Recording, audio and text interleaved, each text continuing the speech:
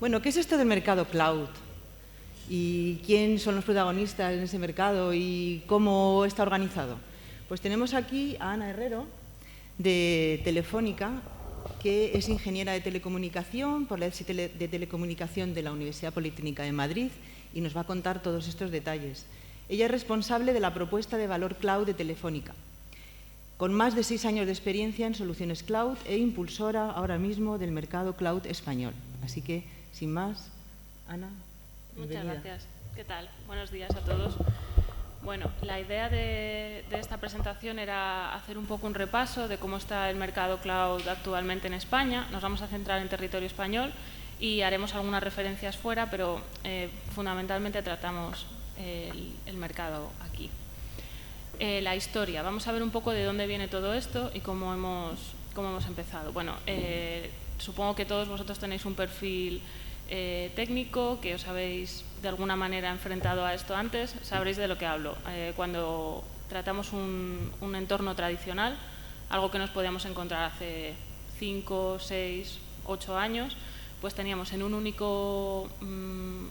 única máquina, en un único servidor, el hardware, ¿vale? CPU, RAM, disco, hablábamos de hardware dedicado, un sistema operativo, teníamos que instalar sobre ese sistema operativo las aplicaciones. Lo hemos dibujado, si queréis, con un portátil, pero bueno, si nos vamos al mundo del data center, sería algo así. En un servidor instalábamos un hardware, el sistema operativo que correspondiera y a partir de ahí una aplicación, por ejemplo, pues la página web, ¿vale? Típicamente, tanto en una empresa como en una entidad pública como puede ser una universidad.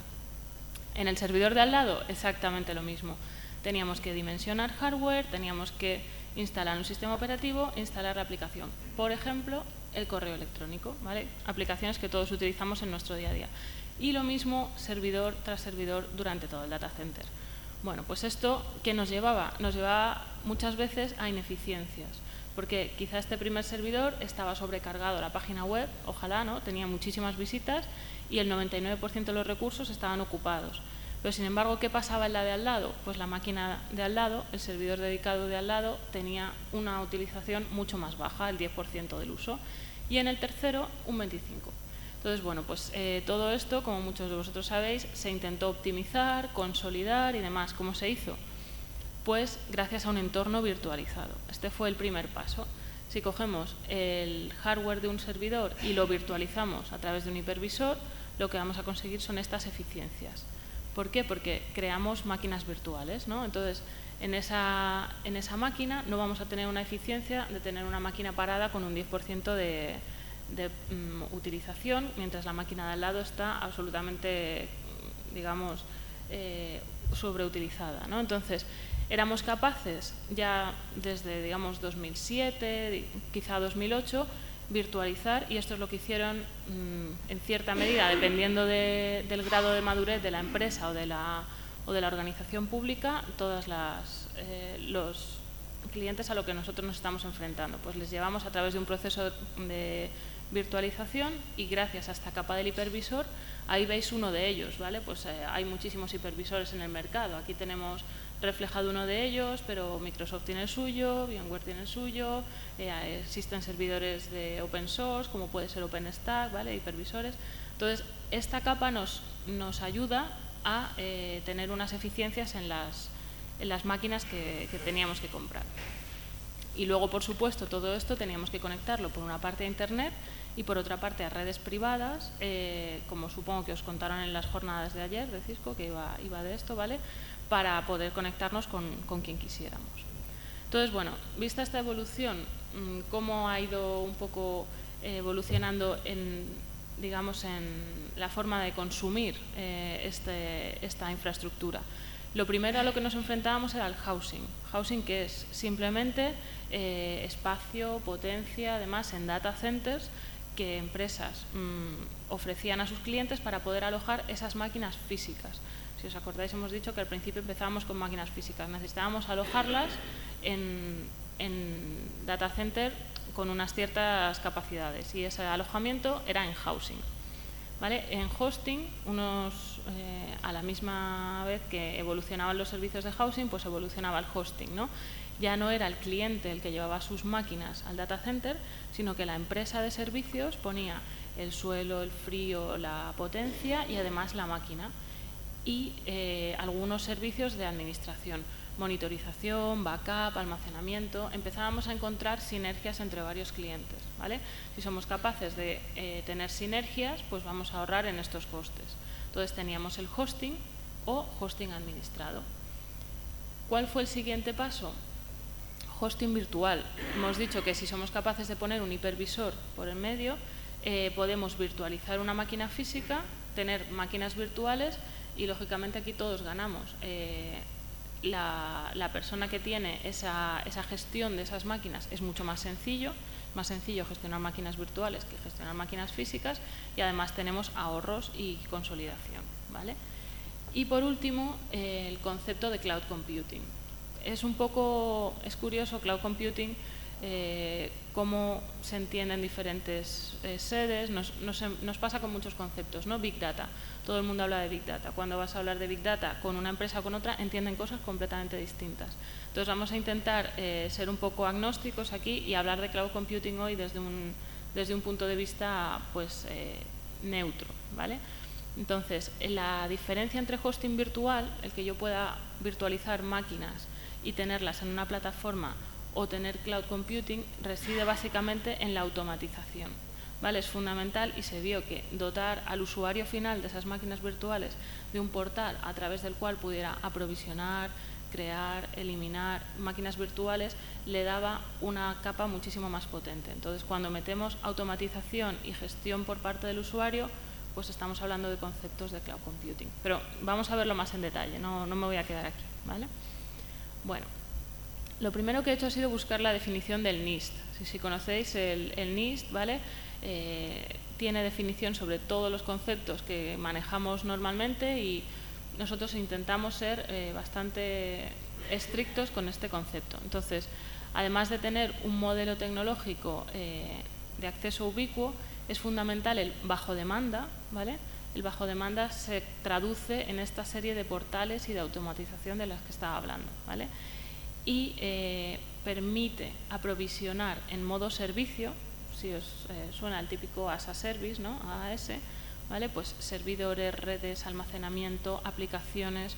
Ya no solo estamos hablando de máquinas virtuales, sino consiste en todos estos conceptos de redes, balanceadores, firewall y demás, ser capaces de aprovisionarlos como servicio, rápidamente, liberados del esfuerzo de gestión y reduciendo la interacción mínima con el proveedor de servicio. Entonces, aquí viene el concepto de agilidad. Cuanto más ágiles seamos a la hora de aprovisionar esta serie de servicios, ganaremos eficiencia, ganaremos tiempo que podemos dedicar a nuestro negocio o a nuestro core, ¿vale? En lugar de estar preocupándonos de las máquinas virtuales, como habéis visto en el data center de antes, lleno de cables y de complejidad, ¿vale? Entonces, bueno, una vez que tenemos un poco claro el concepto de cloud, ¿vale? En qué consiste, en aprovisionar servidores, etcétera, etcétera, de forma ágil y a través de un portal de autogestión, existen luego diferentes modalidades, ¿vale? Si os fijáis en la primera columna, infraestructura como servicio, plataforma como servicio y software como servicio. Los famosos IaaS, PaaS y SaaS. ¿Cuál es la diferencia entre cada uno de ellos? Bueno, pues como hemos hablado, el cloud computing, si os habéis fijado, hemos dicho que viene de la mano de un proveedor de servicios, porque ahora hablaremos de cómo se montaría un cloud computing en casa de un cliente, en un data center propio de cliente, pero normalmente, si estamos buscando eficiencia, rendimiento y consolidación, ganamos si aunamos recursos de varios clientes, ¿vale? Entonces, la diferencia entre estos tres conceptos se basa en qué es lo que gestiona el proveedor de servicios y qué es lo que gestiona el usuario de la cloud, ¿vale? Entonces, si estamos hablando de un IaaS, infraestructura como servicio, hasta la capa de virtualización es el proveedor de servicios quien se tiene que encargar. ¿Qué quiere decir esto? Que me olvido, si soy el usuario de esa cloud, de la red, del almacenamiento y del servidor y de la capa de virtualización. Habéis visto toda la complejidad que tenía antes mantener un data center. teníamos diferentes redes, se caía un puerto de red, se caía la memoria RAM, tenía que ir a cambiarla, me avisaba mi herramienta de monitorización. Si me voy a una infraestructura IaaS, lo que voy a hacer es olvidarme hasta la capa que veis de virtualización. ¿Por qué? Porque estoy subcontratando los servicios de red, de almacenamiento y demás. Está el proveedor como servicio, el proveedor dándomelos como servicio y además dándome la virtualización. ¿Qué implica el como servicio? Que puedo tener ahorros a la hora de que antes necesitaba un almacenamiento, voy a poner una cifra, 100 gigas de disco para un servidor de ficheros. Tenía que ir a un proveedor de hardware, pedir ese almacenamiento, ponerlo en mi casa, aprovisionarlo, demás, cruzar los dedos, encender, que todo fuera bien. Pero si utilizaba 100, perfecto. Si utilizaba 50 en algún momento, tenía vacancia en casa y tenía, digamos, servicios infrautilizados, ¿vale? Si contrato como servicio, voy a pagar únicamente por lo que estoy consumiendo. Ahora todo esto es más sencillo de entender, porque todos tenemos cloud en casa, ¿vale? Todos, digamos que de alguna manera todo esto ha llegado antes al usuario residencial que a la empresa. Hemos dado un vuelco y nos hemos convertido en usuarios avanzados. Todos conocemos Dropbox, todos conocemos las herramientas a las que subimos nuestras fotos directamente desde el móvil. Estamos haciendo un uso de infraestructura en cloud que nos resulta muy cómodo por la movilidad, por la ubicuidad, por el pago como servicio o a veces de forma gratuita. Y muchas veces llegamos a nuestro puesto de trabajo y decimos, jolín, pues yo sí que me encuentro un poco, digamos, ligada a algunas herramientas que no me permiten estar 100% en cloud, como puede ser el portátil, ¿vale? Luego podemos hablar de virtualización de escritorio, virtualización de otro tipo de infraestructura, pero de momento tener en cuenta que todas esas herramientas que ya estamos utilizando nos permiten tener un uso como servicio de la infraestructura, ¿vale? Pasamos a la segunda columna, plataforma como servicio. ¿Qué ocurre? Bueno, la virtualización está muy bien. Hasta la capa de virtualización yo voy a tener máquinas virtuales en las que voy a poder alojar, hemos dicho antes, por ejemplo, el correo, una base de datos, una página web, etcétera. En muchos casos, los desarrolladores, la gente que está en las empresas desarrollando código, nos pide que no nos quedemos ahí, sino que les demos plataformas de desarrollo como servicio. ¿Qué es esto? Pues además el sistema operativo, el middleware y alguna aplicación de desarrollo. Por ejemplo, una base de datos Oracle podría ser un ejemplo de software como servicio. Yo ya no estoy contratando máquinas virtuales en las que tengo que alojar mi base de datos, sino que es el proveedor de servicio el que se encarga de darme la base de datos como servicio. ¿Me explico? Es un paso más y es más responsabilidad para el proveedor de servicios y por lo tanto más sencillo para el usuario final. Y ya el paso último sería el software como servicio. No tengo que instalar nada, simplemente compro aplicaciones. Somos todos usuarios de tiendas de aplicaciones a través de nuestro móvil, lo conocéis perfectamente. Cuando yo me descargo una aplicación de un marketplace, que puede ser de Android, de iOS, de lo que sea, estoy comprando software como servicio. No me estoy encargando de ningún desarrollo que vaya por debajo. Entonces, de la misma manera, existen tiendas de aplicaciones para usuarios, digamos, o de administración pública o empresariales que pueden resolver la vida, ¿vale? Ahora ponemos un par de ejemplos. En PaaS, pues, ¿qué tendríamos? Google Apps, Salesforce, por ejemplo, es una herramienta, plataforma como servicio, Big Data, SAP, ¿vale? SAP es un ERP de unas capacidades muy altas, es un proveedor alemán que lo que nos permite es llevar la gestión de un entorno empresarial y lo que han hecho ha sido virtualizarlo y ser capaces de darlo como servicio. Si nos vamos a la capa de IaaS, de SaaS, perdón, pues tenemos herramientas como Office 365, Google Apps o herramientas de Telefónica en las que nosotros podemos aprovisionar únicamente el software que voy a necesitar. Es muy cómodo también por el uso de las licencias. Si sabéis, Office se licencia de una manera más pesada, digamos, sin embargo, si nos vamos a un Office 365 podemos tener un pago mensual, etcétera. Se traducen los conceptos de pago como servicio al software de aplicación, ¿vale? Hasta aquí todo claro, ¿no? Estamos sentando un poco las bases de cómo ha ido evolucionando la propuesta cloud. ¿Cuáles son los beneficios? Los hemos ido diciendo, sin preocupaciones, ¿vale?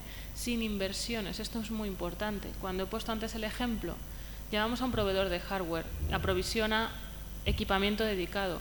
Ese proveedor de hardware tiene un gasto en CAPEX, ¿vale? Vamos a tener una amortización a principio de la vida del contrato y luego esa máquina va a ir haciéndose vieja, digamos que va a tener un servicio, un soporte que nosotros vamos a tener que asumir, pero no estamos teniendo una renovación tecnológica. En Cloud Computing otra cosa que va de la mano es la renovación tecnológica. Como habéis visto, yo no me encargo de las capas de almacenamiento, ni de procesamiento, ni demás. Es el proveedor de servicios. Cuando esa máquina se queda obsoleta, es él quien la tiene que cambiar, ¿vale? Flexibilidad. Esto es, yo creo, de los 5 puntos el fundamental. La flexibilidad que tenemos de aprovisionar cosas en el momento en que las necesito, solo lo que necesito, y cuando me canso o no lo necesito, lo doy de baja, ¿vale? Como digo, yo creo que todos estamos bastante acostumbrados a ese uso ahora mismo, pero se facilita el crecer y el decrecer en capacidad. No tengo que hacer inversiones que más tarde no vaya a ser capaz de llenar, que vaya a tener vacancia, y no voy a ser inflexible a la hora de, si necesito más capacidad y estoy en una plataforma dedicada de housing o de hosting, las que poníamos al principio, ¿qué tengo que hacer? Ampliar hardware. Eso quiere decir llamar otra vez al proveedor de hardware y seguir creciendo. De esta manera tengo más flexibilidad, ¿vale? Y además una provisión inmediata. Eso quiere decir que como tenemos portales que están a disposición del cliente, en ese momento es cuando yo aprovisiono máquinas, software, plataformas, lo que sea, y lo tengo disponible, ¿vale? Y, por supuesto, todo esto está automatizado. No me vale con que me enseñen un portal, yo mande una petición de provisión y que detrás tenga a un técnico aprovisionando. Se trata de una plataforma que está automatizada y que sigue todos estos flujos automatizados. Igual que está automatizada la facturación. Podemos llegar a hablar de servicios que te dan facturación hasta de 1 minuto.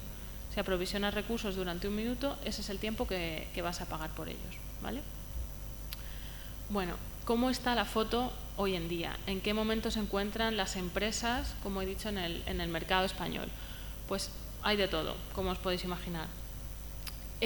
La idea que estamos viendo y que se está implantando es una cloud híbrida. Y ahora os voy a explicar, porque no he mencionado hasta este momento los conceptos de cloud pública y cloud privada. Por hacerme una idea, ¿cuántos de vosotros conocéis la diferencia entre cloud pública y cloud privada? Vale. Bueno, para los que no lo conocen, cuando hemos hablado de una capa de virtualización, tengo hardware, tengo un hipervisor en el medio y estoy creando máquinas virtuales. Bueno, existen 2 formas de hacer esto. Están en el mercado, se han convertido en un estándar más o menos de facto, ¿vale? Cuando tengo una cloud pública, lo que estoy haciendo es compartir esa infraestructura de base, ese hardware, entre varios clientes, ¿vale? Entre varios, a lo mejor podemos tener diferentes universidades, diferentes aplicaciones, diferentes personas que están compartiendo el equipamiento, ¿vale? En algunos casos no es recomendable y en otros sí.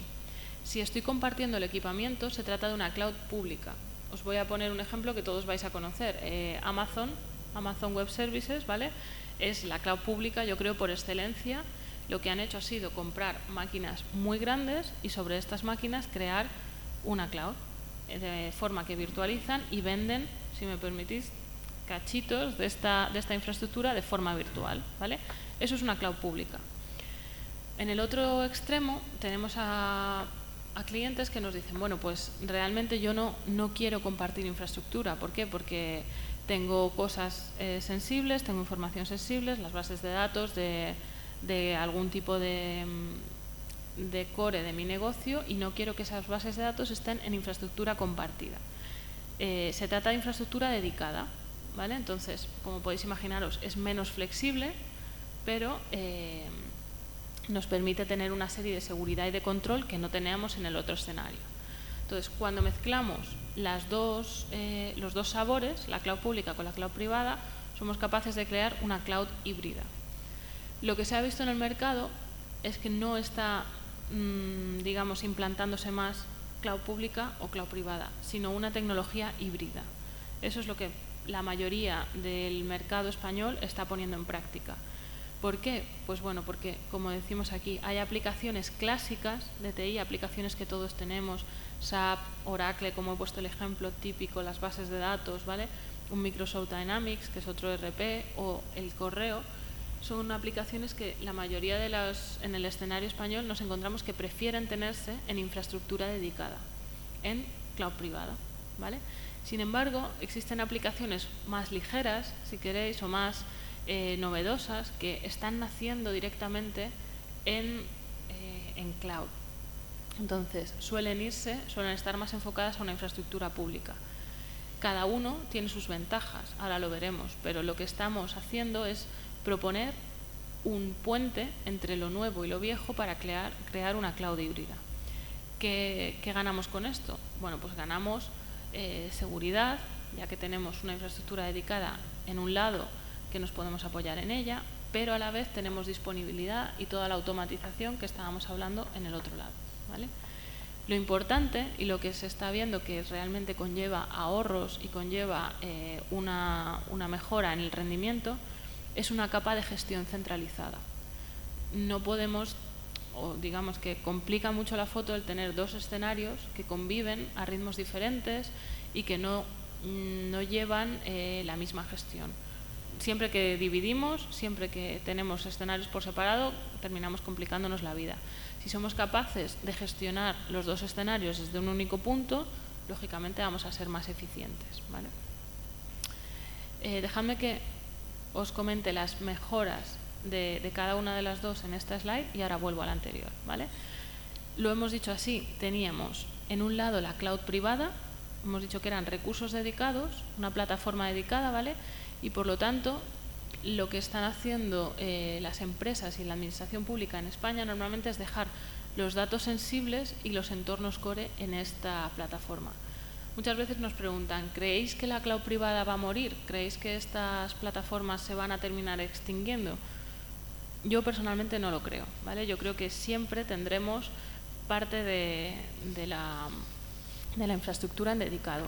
Muchas veces los clientes nos dicen, pero ¿y qué es lo que puedo llevar a público? ¿Qué es lo que puedo tener en una infraestructura compartida o qué es lo que puedo dejar en dedicado? A veces nos toca hacer esta labor de consultores. Entonces lo que decimos es, ¿qué es lo que a ti te hace único? ¿Qué es lo que te diferencia de los demás? Digamos, el ejemplo típico, Coca-Cola jamás pondría su receta en una cloud pública. No debería ponerla, ¿vale? Es la receta de la Coca-Cola, lo que te diferencia de tu competencia y lo que te hace único debería estar en una cloud privada. Y es por eso por lo que no creo que esta parte llegue a desaparecer completamente, por lo menos en el escenario de los próximos 5 o 6 años, ¿vale? Por el otro lado, tenemos aplicaciones que no son tan críticas y que requieren de una flexibilidad. El ejemplo pues sería una web en la que los alumnos o los clientes o usuarios están entrando, pero no podemos prever los picos de demanda. A lo mejor cuando viene el periodo de las matrículas o el periodo de la campaña navideña del Corte Inglés, esa web automáticamente sube en visitas muchísimo. ¿Por qué voy a ligar esa web a un entorno físico que no me permite crecer? Lo ideal sería tener esas páginas web en un entorno compartido, ¿vale? ¿Por qué? Porque no tengo información confidencial, no es nada que me diferencie, es algo que necesita ser flexible, pero no es crítico, ¿vale? Entonces, en estas plataformas compartidas en las que puedo tener un pago por uso, alojaría aquellos entornos que no son core y que necesitan una capacidad adicional, ¿vale? Y luego está este bridge, que antes lo hemos pintado como un puente, ¿qué me permite hacer esto? Bueno, pues aquí depende de las capacidades que tenga el proveedor, ¿no? ¿Qué sería lo ideal? Tener desbordes automáticos, por ejemplo, tener infraestructura aquí y decir, bueno, pues si me quedo sin capacidad voy a crecer en infraestructura pública. O quizás tener una inteligencia de balanceadores que puedan mover cargas entre ambos entornos. Lo mínimo que le pedimos a este puente es que sea capaz de mover cargas, que me permita una máquina virtual que tengo en este entorno, moverla aquí, o una aplicación que tengo en uno de los dos, moverla al otro, ¿vale? Eso es lo mínimo que pedimos. Una vez que hemos aclarado un poco el tema de la cloud híbrida y que, como os digo, es el modelo que más está triunfando en los últimos años en la adopción de cloud en España. Nadie se va a ir a un modelo puro de cloud pública, salvo una startup, alguien que no tenga realmente un entorno legacy o algo histórico que va arrastrando. Las empresas tradicionales normalmente siguen este modelo, ¿vale? Entonces, ¿cómo llegamos a la adopción de este modelo? Es complicado, ¿no? Habéis visto la foto del data center inicial, llena de cableado, llena de máquinas dedicadas. Ostras, es un viaje complicado.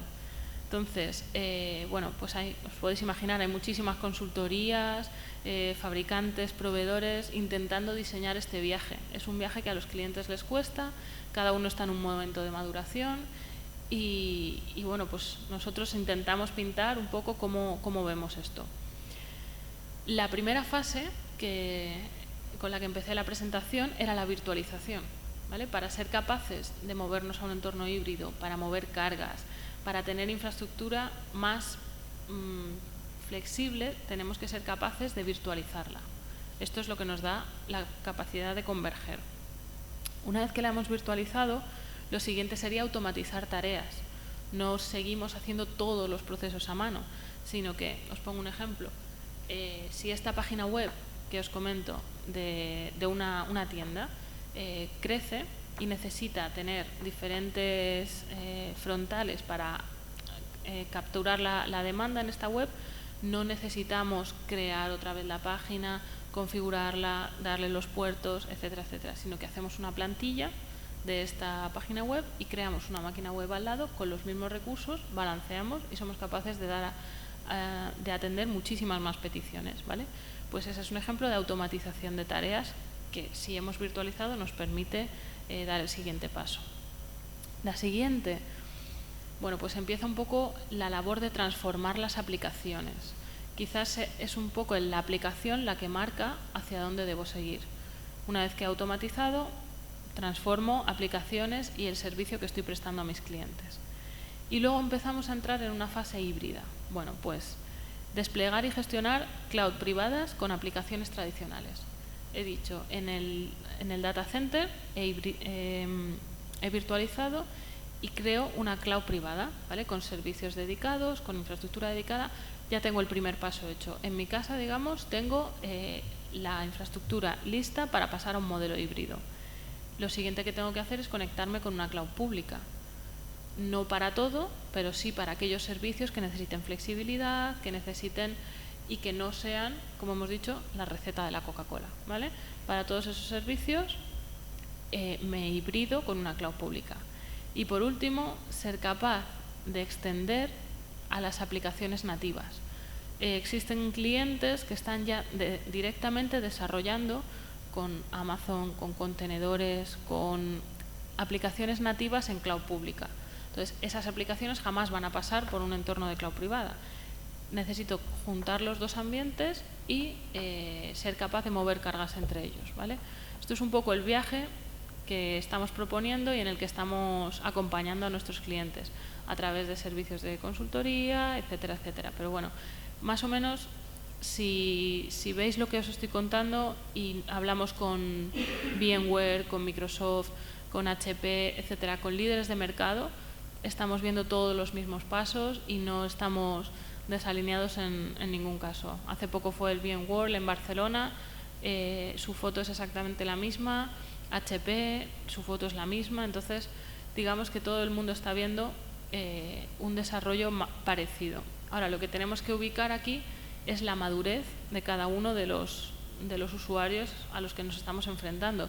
Existen muchísimas empresas que siguen en este paso, que tienen una infraestructura virtualizada y listo, con muchísimas tareas manuales, con una serie de falta de automatización que les hace ser menos eficientes, y existe gente que se encuentra aquí, ¿vale? De aquí para allá yo creo que viene un poco más, es más complicado. En España todavía no hemos encontrado muchísimas empresas que estén haciendo uso de aplicaciones cloud nativas, que estén desarrollando directamente en cloud pública, sino que todavía nos encontramos en una fase de hibridación entre cloud privada y entornos públicos, ¿vale? Bueno, ahora hemos hablado de cloud privada y de cloud pública. ¿Cómo se construye una cloud privada? Es algo más sencillo, es algo que todos de alguna manera pues estamos acostumbrados a hacer en casa, ¿no? Tenemos infraestructura, es lo primero que necesitamos. Necesitamos computación para llevar a cabo los procesos, necesitamos almacenamiento y necesitamos red para conectar estas máquinas tanto por redes privadas como por internet hasta llegar a nuestros usuarios, ¿vale? Sobre esta infraestructura hemos dicho que virtualizamos con un hipervisor. Pues nosotros fundamentalmente trabajamos con VMware. Yo diría que el 80% de las empresas españolas tienen virtualización con VMware. Hyper-V, que es el hipervisor de Microsoft, también está ganando terreno, pero no llega a tener la cuota de mercado que tiene VMware. Simplemente porque VMware lleva 5 o 6 años más que Hyper-V y en estas tecnologías 5 o 6 años es muchísimo, ¿vale? Marca la diferencia. Entonces, una vez que tenemos el hipervisor para virtualizar esa infraestructura, existe otra capa que tenemos disponible que es capaz de gestionar los servicios a otro nivel, que es un gestor cloud o lo que llamamos un broker. El broker de servicios nos permite llevar a cabo tareas de automatización que no tenemos en el hipervisor. Y además, si lo juntamos con un marketplace, hemos visto que antes teníamos servicios que podíamos consumir de software, ¿vale? Software como servicio. Si tenemos este tipo de capa de un gestor cloud, seremos capaces de tener ambos sabores en un solo portal. Y siempre lo que estamos recomendando, lógicamente, es que toda esta infraestructura de cloud privada se realice con unas miras de hibridar hacia servicios externos para todo aquello que requiera flexibilidad. Ahora, ¿dónde va la foto? ¿Dónde nos dirigimos en los próximos años? Bueno, pues este servicio de cloud privada, que hemos visto que se monta en la infraestructura de cliente, hibridamos con plataformas de service provider, pero si os fijáis, durante toda la presentación he hecho referencia a Amazon y a Azure, ¿vale? Son dos nubes públicas que se están llevando bastante parte de mercado y que, bueno, pues están ahí, es una realidad. Ahora, ¿cuál es el tema con ellas? Bueno, pues no sé si sabéis que existen problemas de regulación a la hora de que en estas nubes públicas no existe límite para los gobiernos de Estados Unidos, por ejemplo, para entrar y ver qué es lo que está alojado en estas nubes, por temas de leyes de defensa y demás. Entonces, con esos reparos, como os he dicho, los clientes normalmente están teniendo estas tres patas en su infraestructura. Nosotros lo que recomendamos es, como siempre, tener un poco de sentido común y saber qué es lo que se puede llevar fuera y qué es lo que no se puede llevar fuera, ¿vale? Además, nos encontramos con temas que suelen ser delicados. En empresas privadas, sobre todo, se produce lo que llamamos Shadow IT. El Shadow IT o TI en la sombra,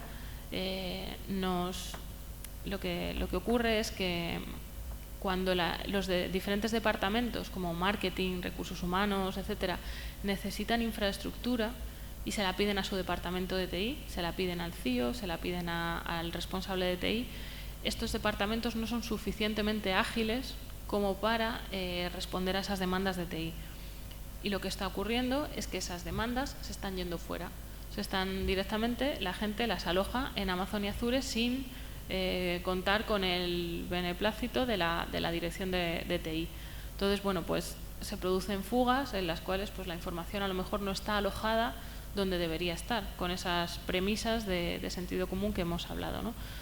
Cuando esto se produce, pues nos encontramos con problemas como alguna empresa que nos ha dicho que tenía datos alojados en Dropbox y que cuando Dropbox cayó un día y Dropbox no tiene ningún SLA ni ningún tipo de de commitment con sus clientes, bueno, pues esos datos se perdieron durante unas horas, ¿no?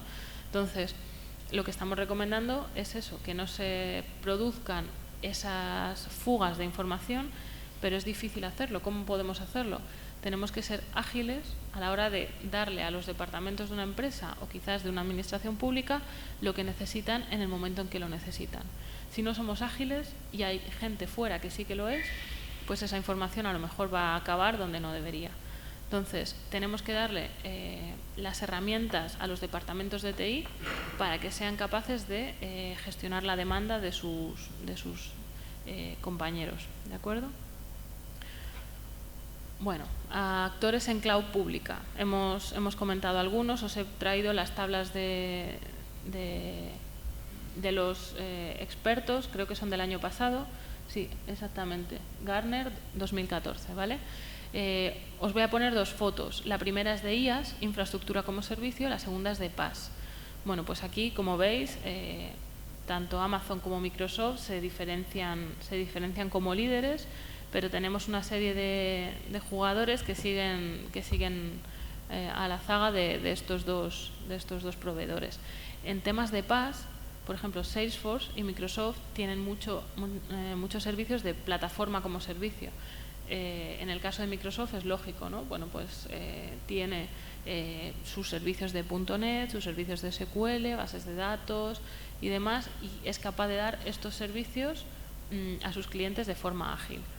Entonces, bueno, Telefónica lo que hace siempre es seguir estas tablas, somos conscientes de cómo evoluciona el mercado y de que los proveedores americanos en este sentido son los que están marcando las reglas, ¿vale? Y nosotros intentamos dar cabida en el mercado español a las demandas de los clientes, adaptándonos a esto.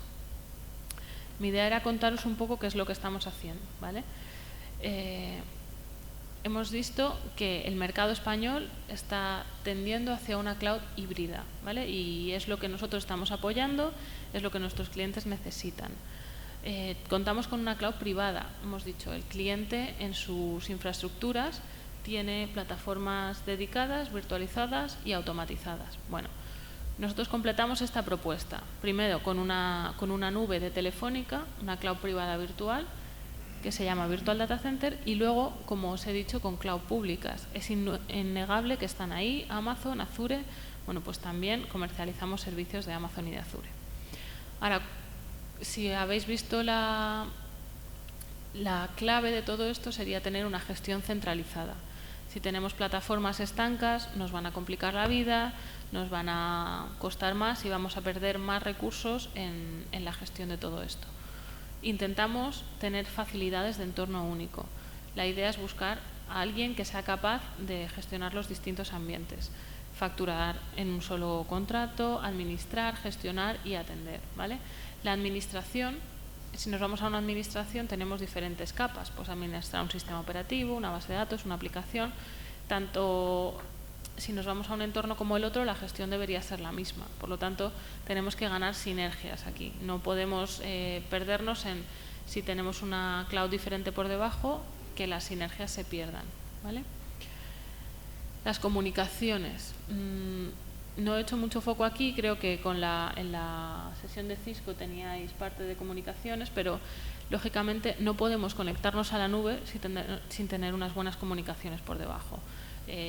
Vamos a perder eficiencia y todo el rendimiento que tenemos en la nube lo vamos a perder en comunicarnos con ella. Entonces, tanto si es a través de Internet como si es a través de comunicaciones privadas, tenemos que ser capaces de conectar todos los entornos que tengamos para que hablen entre ellos.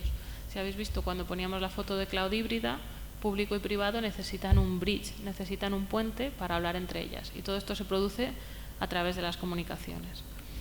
Y por último, como un nice to have, si queréis, algo que no sería obligatorio pero que nos simplificaría la vida, sería un broker. Un broker que nos muestre, bueno, pues cuántos recursos tengo contratados en cloud privada, cuántos en una cloud privada virtual, cuántos en una cloud pública. Y de estos, ¿cuáles están teniendo mayor utilización? ¿Cuál menos? ¿Podemos balancear cargas? A lo mejor no estoy siendo eficaz. Todas estas capacidades de visualización nos la muestra un portal Intercloud, ¿vale? Entonces, si nos preguntarais a Telefónica cuáles son las necesidades que cubre principalmente un servicio de cloud, estarían resumidas en esta slide, ¿vale? Me gustaría comentároslas porque creemos que es algo que hay que tener en cuenta a la hora de tomar decisiones. Cuando seguimos esta línea, este viaje que nos conduce hacia la cloud híbrida y que queremos emprender, son cosas que tenemos que tener en cuenta. Entonces, bueno, antes de empezar, os voy a comentar un poco qué es esto. Digamos que todo lo que queda dentro del recuadro sería la infraestructura de un cliente. ¿Qué nos encontramos típicamente? Pues yo cada día estoy visitando clientes y cada día estoy viendo exactamente lo mismo. Un entorno público. Tenéis, a ver si encuentro mi cursor, aquí. Un entorno público conectado a través de un firewall a Internet. Os he dicho lo típico, las bases de datos. Perdona, la página web, ¿vale? La página web la tengo alojada en este entorno público. Página web de un cliente, de una universidad, como sea. A través de Internet, nuestros usuarios se conectan y operan contra nuestra página web. En un entorno privado, ¿qué tendría? Pues las aplicaciones de un usuario, ¿vale? Pues la intranet, el servidor de ficheros, las aplicaciones que día a día nosotros estamos utilizando. Y en el backend, la base de datos, ¿vale? A través de un segundo nivel de firewall. Y todo esto accede a un almacenamiento. Entonces, ¿qué sería lo primero? Ser capaz de desplegar todo esto de forma flexible. Y cuando me refiero a todo esto, quiero decir las máquinas virtuales, las redes, los firewall, los balanceadores. Ser capaz de hacer todo esto desde un único portal. Sería algo que para mí sería fundamental a día de hoy si nos planteamos un entorno de migración o empezar un entorno nuevo, ¿vale? El segundo punto es fundamental. Hace 5 años los clientes nos decían, bueno, es que no puedo subirme a la nube de Telefónica porque no me dais el rendimiento que necesito. Rendimiento. Siempre estamos buscando rendimiento, que nuestras aplicaciones vayan más rápido, ser más eficientes, que las bases de datos tengan consultas más rápidas, ¿vale? Quizá hace unos años ese rendimiento no se podía conseguir, hoy en día sí. ¿Por qué? Porque somos capaces de hacer una transferencia 1 a 1 de recursos físicos a recursos virtuales. Tenemos una CPU en nuestro data center, una virtual CPU se equivale exactamente. 1 GB de RAM equivale exactamente a 1 GB de RAM virtual. Entonces, hemos ganado mucho en rendimiento en estos últimos años. Todo el tema de la sobresuscripción cada vez está más controlado, tenemos más eficiencias y le damos a los clientes ese rendimiento que necesitan, ¿vale? El tercero para mí es el fundamental, ser capaz de entrar a todas estas nubes que hemos hablado a través de comunicaciones privadas. Internet está muy bien, pero para una empresa, para una administración pública, las comunicaciones tienen que tener un plus de seguridad, ¿vale? No es lo mismo si yo entro desde mi casa a subir mis fotos a Dropbox, lo puedo hacer a través de Internet sin ningún problema, pero si estoy en un entorno empresarial o en un entorno de administración pública, debería proteger mis comunicaciones, ¿vale? Y de esa manera entrar desde las sedes a las diferentes cloud a través de comunicaciones privadas. Y ser capaz de que todo ese entorno físico que tengo en mi casa, todo ese data center se comunique con mis nuevas clouds. Lo hemos dicho, es el puente, es esa hibridación que nos permite que ambos entornos convivan.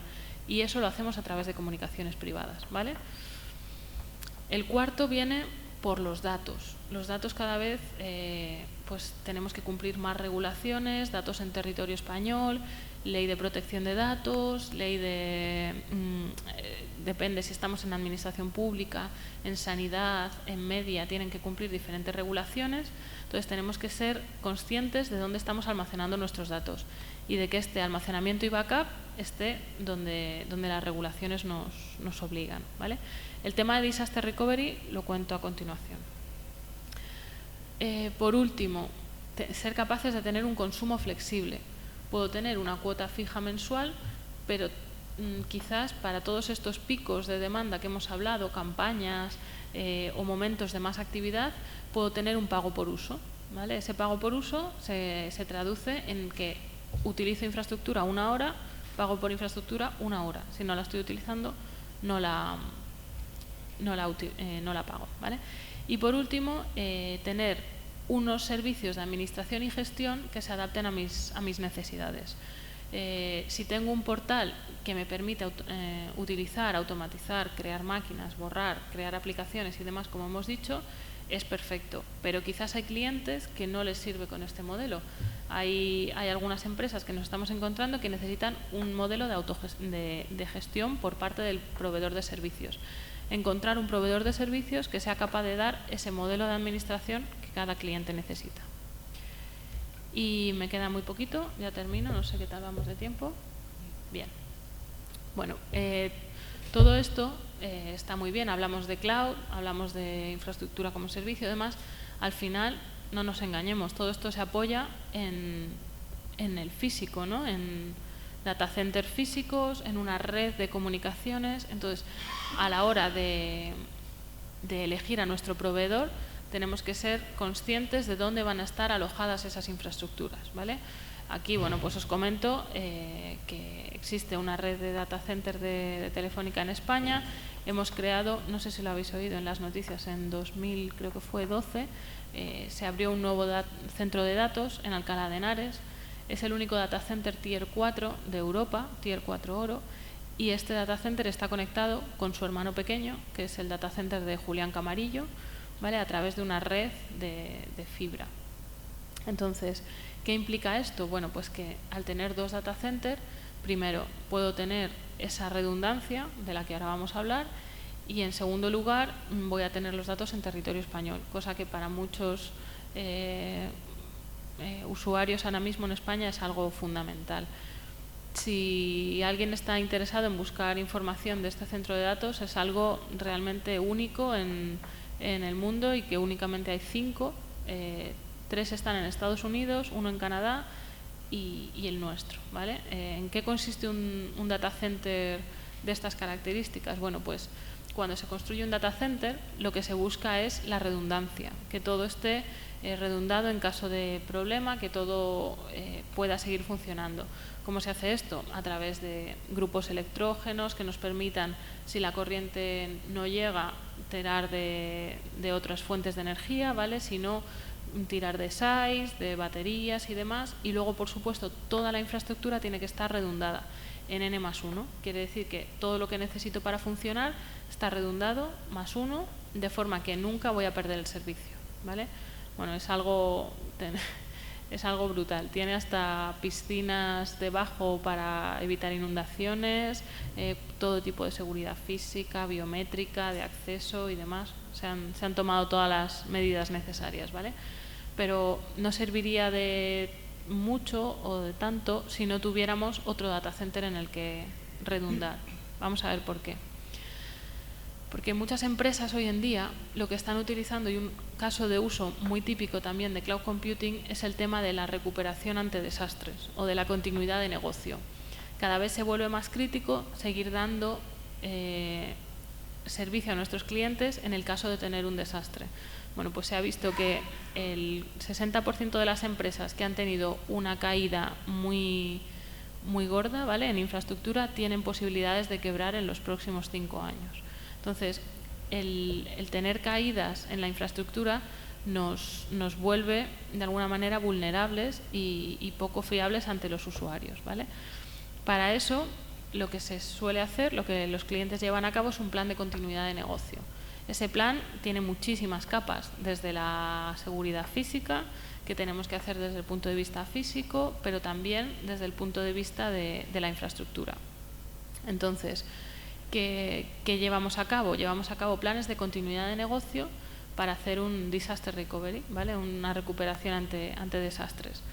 Lo que podemos hacer es, desde data center de cliente o desde un data center de service provider, hacer una copia de toda la infraestructura. Hemos dicho que tenemos máquinas virtuales, hemos virtualizado. Tenemos la ventaja de que esas máquinas virtuales son movibles, mucho más fácil que si tuviéramos que desenracar el servidor y llevárnoslo, ¿no? Entonces, vamos a aprovechar que estas máquinas virtuales tienen una movilidad muchísimo más grande para que en caso de tener un desastre nos las podamos llevar. ¿Cómo hacemos esto? Pues hay infinidad de software en el mercado que nos permiten hacer un disaster recovery, que nos hacen una copia y a través de redes privadas, lógicamente estamos hablando de mover las cargas de nuestra empresa, nos las llevamos a un data center de recuperación. Por eso es fundamental tener varios data centers y tener unas buenas comunicaciones entre ellos. Aquí los conceptos que está utilizando un cliente son el punto en el que me he quedado en el data center de origen para dónde puedo seguir trabajando y cada cuánto voy a hacer las copias de mi data center, ¿no? Entonces, con estos dos conceptos, cada cuánto hago las copias y cómo de rápido puedo desplegar en el segundo, elaboramos un plan de continuidad de negocio. Además, si estamos hablando de cloud computing, tenemos otras ventajas. La primera, ¿para qué voy a estar pagando una infraestructura que solamente voy a utilizar en caso de que falle mi data center principal, ¿no? Pues lo ideal sería tener un data center de respaldo en pago por uso, de forma que estoy haciendo copias y solo estoy pagando por el almacenamiento. Pero si en un momento necesito levantar esas máquinas virtuales y empezar a trabajar desde ese data center, ser capaces de desplegar y en pago por uso pagar CPU y RAM únicamente las horas o los días que estoy en ese data center, ¿vale? Y lógicamente llevamos un rato hablando de flexibilidad, automatización, demás, ser capaces de ver y de automatizar estos procesos. No puedo tener procesos manuales. Se trata de procesos completamente automáticos que replican aplicaciones y que me permiten levantar esas máquinas o esas aplicaciones de forma automática a través de portales de autoprovisión, ¿vale? Este es uno de los casos que más están pidiendo ahora mismo las empresas españolas. Y os traía un par de casos de éxito. No sé si os resulta interesante que los contemos. Vamos a ver en el terreno, en realidad, qué está pasando con esto, ¿no? Bueno, pues un caso que nos afecta a todos, que todos conocemos, la agrupación que formaron las empresas en Parc, SACIR y demás, ganaron hace un par de años, fue en el 13, ¿vale? El concurso que sacó el Ayuntamiento de Madrid para alojar la aplicación de los parquímetros. Sabéis que se cambiaron los parquímetros, ahora nos han puesto esta interfaz súper complicada, lenta y demás. Bueno, pues estas maravillosas máquinas llevan una aplicación dentro que gestiona el uso de los parquímetros. ¿Qué hace? Pues si os acordáis, metemos nuestra matrícula, ¿no? Nos dicen qué tipo de grupo estamos, qué tipo de grupo somos. Entonces, esas máquinas se comunican a través de una tarjeta SIM y llegan al data center y consultan esa matrícula, en qué grupo está, qué tipo de coche es, qué ocupación tiene la zona, devuelven la consulta y nos saca la tarifa, ¿no? Bueno, pues esta aplicación está alojada en Cloud Computing ahora mismo en el data center de Alcalá de Henares, de Telefónica. Entonces, ¿qué ocurrió? El ayuntamiento sacó un concurso que era 6 años, renovable otros 6, para esta agrupación de empresas. Esta agrupación no tenía infraestructura, entonces sacó un concurso y Telefónica ganó. Entonces, lo que era fundamental para ellos era el tema de disaster recovery que os acabo de contar. Necesitaba, sí o sí, seguir dando servicio y seguir cobrando a los madrileños, ¿vale? En el caso de que el data center principal cayera. Entonces, hicimos un estudio y vimos que éramos capaces de, como máximo en 1 hora, levantar en el data center secundario, ¿vale? Vamos a ver cómo quedaba todo esto.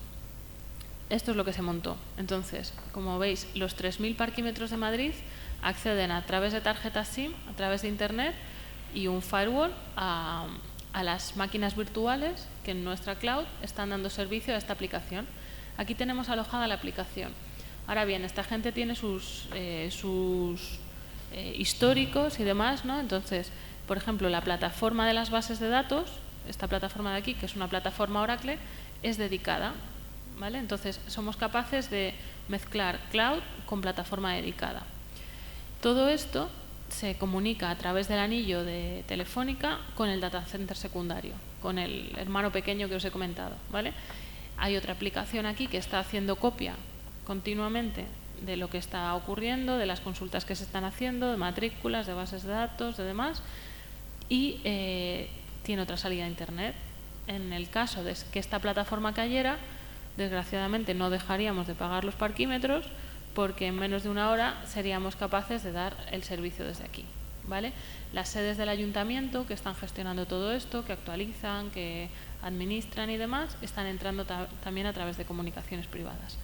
Es un ejemplo que bueno, pues es interesante a la hora de ver cómo tenemos un centro principal, un centro de respaldo y las sedes entrando a través de comunicaciones privadas, ¿vale? Y en menos de una hora somos capaces de seguir dando servicio. Os cuento otro caso, ¿vale? Es el caso de unos supermercados. Es la segunda mayor empresa de retailer del mundo. Acaban de hacer su desembarco en España.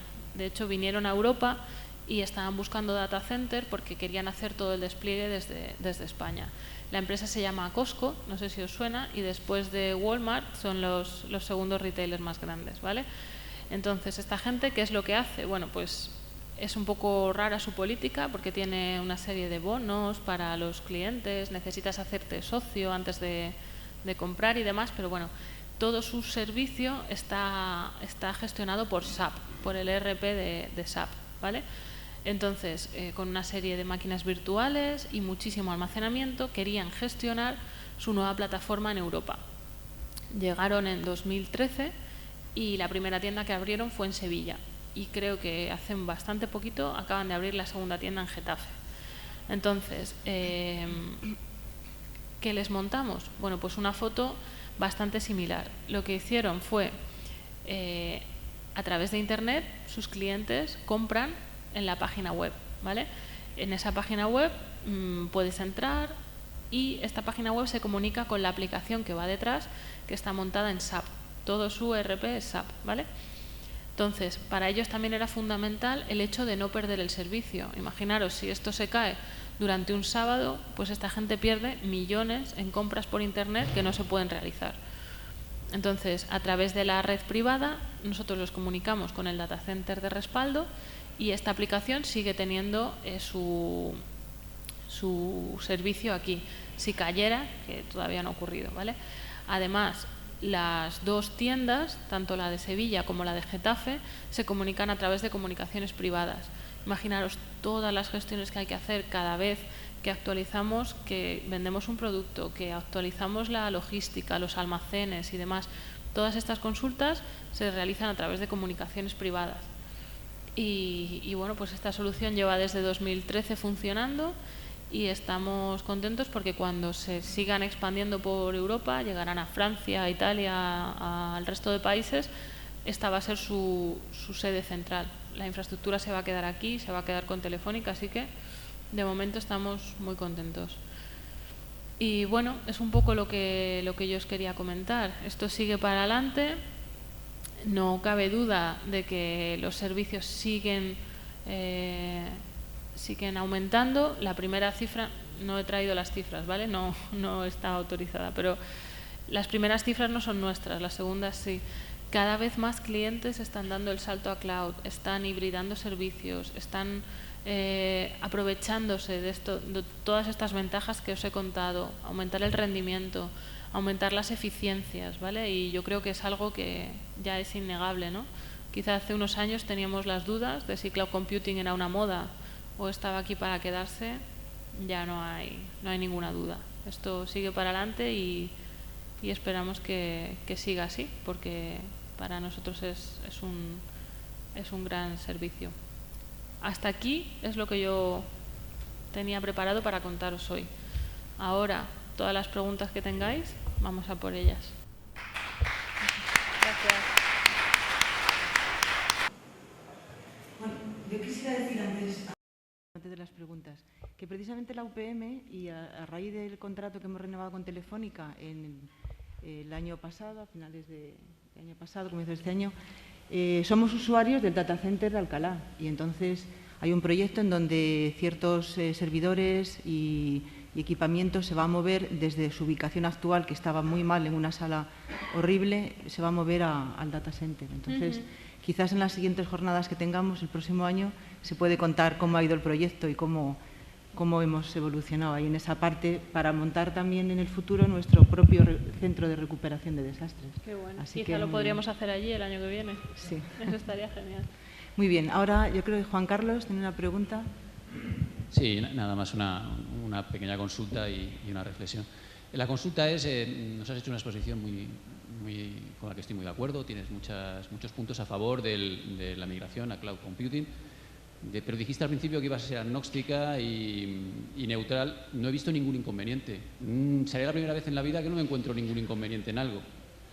Y una segunda apunte, o no sé cómo llamarlo. Has dado el ejemplo de la Coca-Cola, que nunca llevaría su fórmula a una nube pública, tampoco a la privada.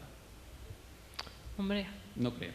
Ni siquiera, vamos, la fórmula Coca-Cola no la tienen de nada conectado a Internet. Ya está. Puede ser, puede ser. ¿Qué crees? ¿Que la tienen en papel o que la tienen debajo del colchón, en una caja fuerte?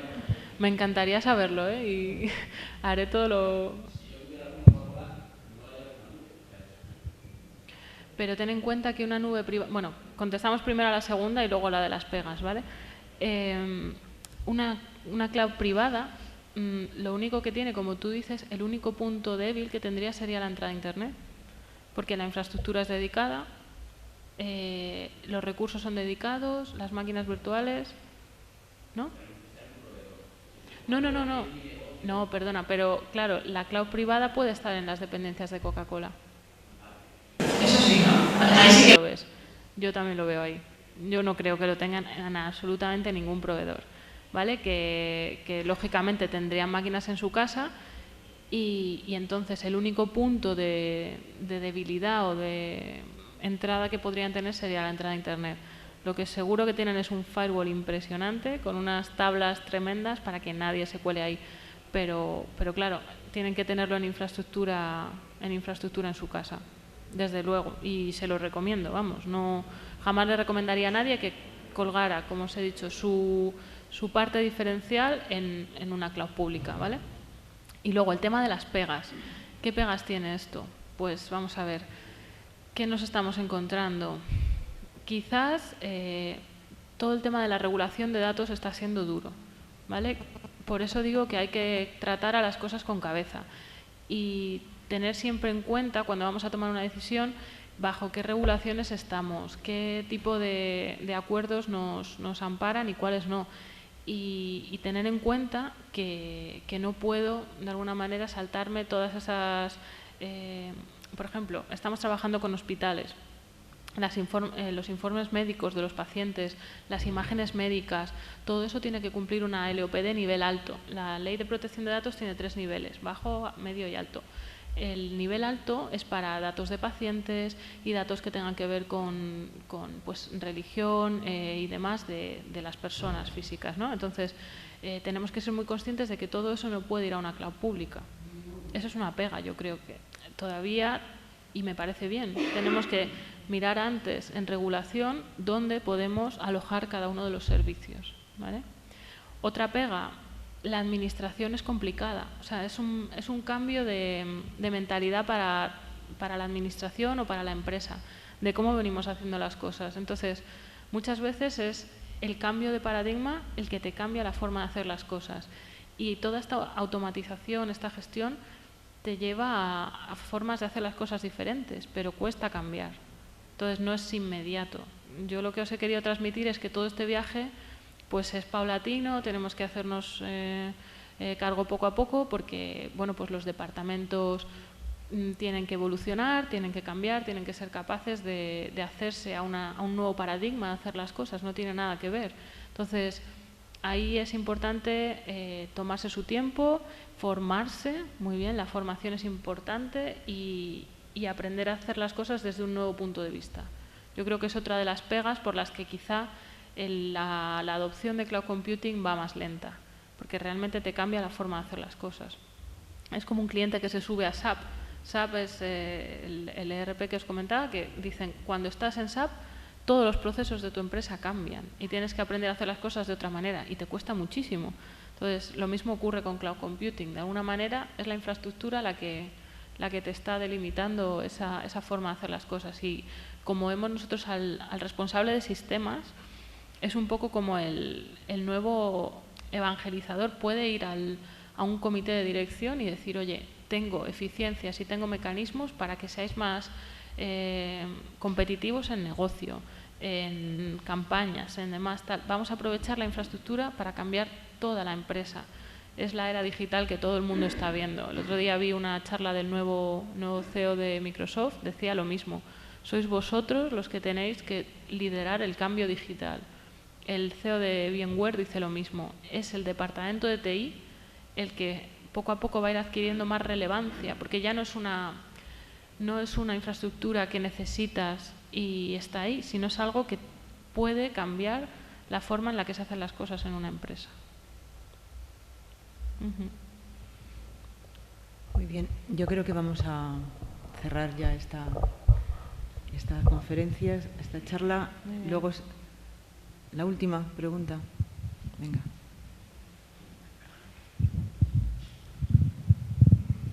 Hola, buenas, ¿qué tal? Buenas. Yo quería preguntar, como habéis dicho que la UPM es usuario del data center de Alcalá. Perdón, no te oigo. Que la UPM es usuario del data center de Alcalá. Si es para replicar algún sistema que tengamos aquí y si se ha valorado la posibilidad de utilizar infraestructuras de la universidad, pues eso, si es del Campus Sur en el Rectorado o en Montegancedo o algo así.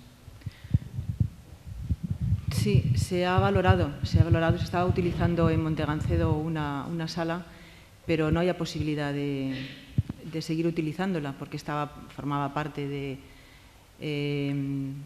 de otro centro de la universidad y estaba realmente muy mal acondicionada. Entonces sí que se ha valorado y lo que se va a hacer es subir una serie de servidores críticos con el software y con los datos. Son datos lo que se está guardando ahí, sobre todo haciendo backup. Y de momento no es un real centro de recuperación de desastres, ¿no? Sino que se está en vía de ir estudiando la manera de... Entonces es un paso previo para tratar de, al menos, lo más urgente, poderlo tener ahí cuidado, ¿no? y replicado, y todos los datos que tenemos, pues tenerlos ahí con su backup. De todas formas, yo creo que esto se merece casi una charla por ella misma, ¿no? Bueno, muchísimas gracias, Ana. A vosotros. Vamos a Gracias. pasar ya.